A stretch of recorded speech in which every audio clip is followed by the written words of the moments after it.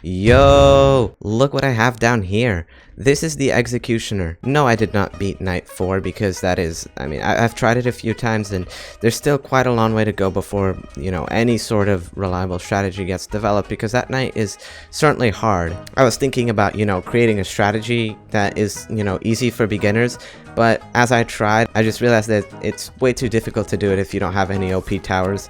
So I just got the Executioner because I want to show it to everyone as it's, the tower we've all been waiting for. And this is the moment where you get to find out if 7 months of waiting was worth it. So I want to go on a decent map here, probably something like Harbor, if that were to spawn. Well, there's Grass Owl here, which is the map I'm going to be going on. Because, it's a fine map, there's no red lines around the tracks, and this looks like a melee tower, so we're gonna get to see it in full effect. So I'm gonna vote Molten Mode here and begin farming. Equipping the Executioner doesn't seem like it's a melee tower, so then it probably throws its axe that it's holding. Seeing as its starting price is 800, that probably implies that it's going to be pretty expensive later on, so it's better to start farming early. I even brought the Gladiator, who also happens to wield an axe here, to compare it to the Executioner, and I guess to see which one is better. Not sure if you can necessarily call this a melee tower. I guess he's holding a melee weapon like an axe that you slice, but since he's throwing it, he's like a long range tower. I don't know how to classify it, I guess. So I'm gonna be playing this on Molten Mode. I bought an accelerator just in case. I don't know, maybe it doesn't have hidden detection or something, but hopefully I'd be able to beat Molten Mode with just these Executioners. Of course, I do not recommend pay to winning the Executioner. It's expensive. I'm only doing it for showcase purposes because I think it's cool, and it's probably gonna take a while for some people to beat the event anyways, so might as well know what you're working for here. Okay, so I'm gonna get a Gladiator because I want to start defending here, and in the meantime just keep on farming. I also remember making a meme video on the Executioner a while back, when it got leaked in the trailer, and it actually was surprisingly correct. Like, it's more expensive, does more damage than a Gladiator, and it can throw its axe. I did of course state in the description that it's not going to be the same like in game as it was in the video, but I actually got it pretty close, which is kind of impressive. Alright, so the normal boss is going to be coming out next wave, so I'm going to get an Executioner. I don't know where the best spot to place it is because I don't know if it pierces, but I'm going to get it right here just in case to see if it pierces enemies. And seems like it does. So this is our level 0 Executioner right here. He does 4 damage per shot, shoots every 3 seconds, and shoots like a boomerang, so he's like a pierce enemy, I guess, but at a longer distance. Now we have the normal boss leaking here, so I'm probably just going to get an accelerator in the back to make sure that nothing leaks as we can, slowly progress through the upgrades, because you want to be able to see how it looks, right? It's a cool tower we've all been waiting for. So level 1, let's upgrade it right here. It's going to get a faster fire rate, which is called improved throwing. He gets a bandana and some gloves. Double head axe is our next upgrade, which is going to do 8 damage. It also doesn't throw in a straight line, it kind of curves, so it's not like, this axe that goes straight forwards and back. Oh, and I could also hear the sound as it was going through the normal bosses. I'll play it back for you because he's not currently shooting. Next is Blood Seeking, which bounces. That is a very cool mechanic. It does 15 damage.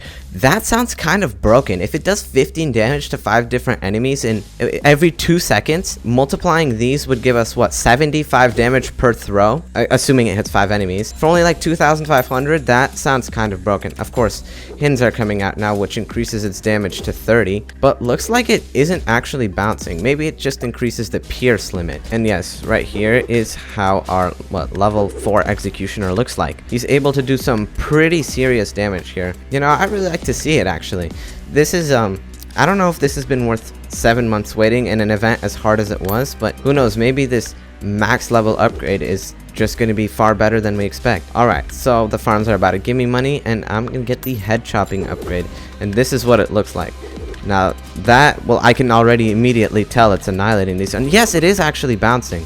I guess there needs to be enemies like really close by for it to do that. That looks absolutely dangerous. For some reason, when the enemies are really close, I don't know, he's not really that effective, probably because it immediately goes right back to him. So it's actually good to use this tower at like a farther distance. So let's see if I put this here. Yeah, it's gonna be more effective.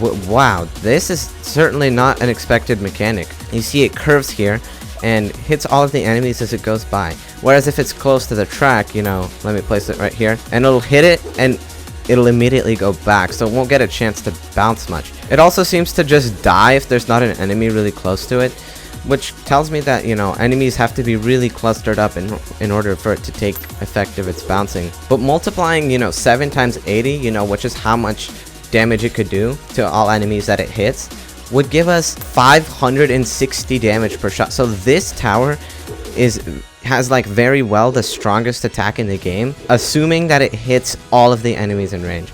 Of course there is, you know, an exception, like take the mortar as an example. If there's more enemies in range of its explosion, it could still do more damage than the executioner, but seems like this executioner has one of the strongest attacks in the game. Yeah, now of course I do have the accelerator here. Is it stronger than the accelerator? Probably no. The accelerator is, after all, single target. And also I'm looking here, it does damage twice, so I guess it does damage as it goes through the enemy and back in, which I don't know if that counts as 2 bounces, because if it counts as 1 bounce, then that's doubling the damage even further, and we could be doing, what is that, over 1,000 damage per attack? Of course, we're not talking about one enemy, we're talking about like across all the enemies it hits, but 1,000 damage across like 1 attack in total is still insanely high, and it seems like 2 of these are already incredibly effective. Of course, you know, they're really expensive. These cost more than a max gladiator. Are they better than a max gladiator? Probably yes. I mean, they have a lot bigger range and they're surviving for a very long time. But I remember doing a test and the gladiator was able to solo to wave like what, 30? Just 1. And right now we have, you know, 2 executioners and it looks like they're starting to struggle at wave 26, which is seeming like the executioners aren't better than the gladiator, which I genuinely expect them to be, because not only does it cost more expensive in the shop, the event that you have to beat to get it is a lot harder.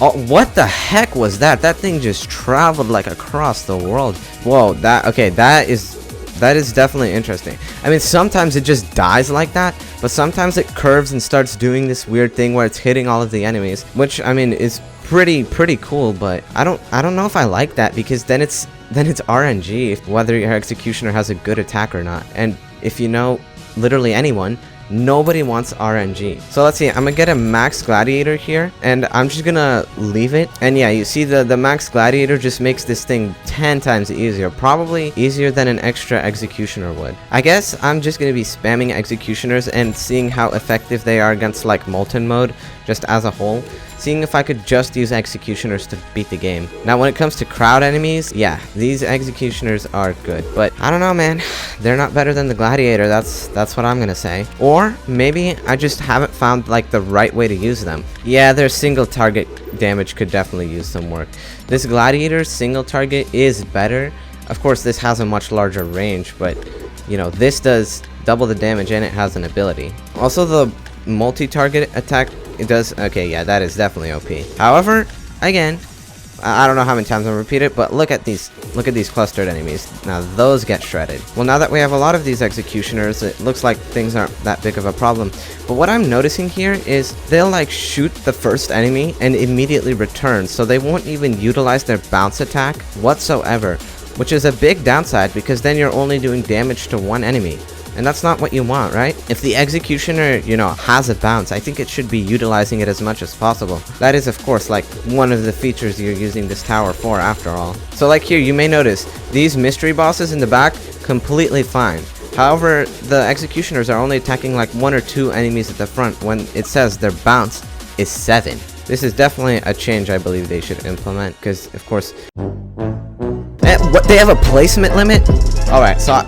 Okay, this greatly changes my view on this tower. I mean, sure, it's a cool tower, but it's kind of expensive, and I mean, I guess it does perform really well, but it's not better than the gladiator, and I don't really like that, because, you know, we waited 7 months for this. It's not even better than this event tower you could just purchase for Robux, unless you, of course, beat Sword Fight on the Heights, which was easier than Night 4 anyways, so I don't think it should have a more OP, you know, tower. I guess I'm gonna set up my commanders and chain them.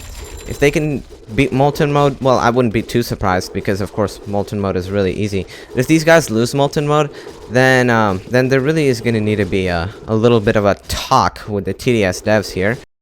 And I lost, wow. Alright, so overall, the Executioner is pretty bad. I'm sorry to say that. Tower Defense Simulator developers, if you're watching this, or if you're somebody that could get this information to the TDS devs, then buff this tower. Come on, guys. At least make it bounce 7 times like you promise it to, so that it does its job at crowd control. TDS needs to change this. Thank you for watching, and have a good day. Good luck beating the event.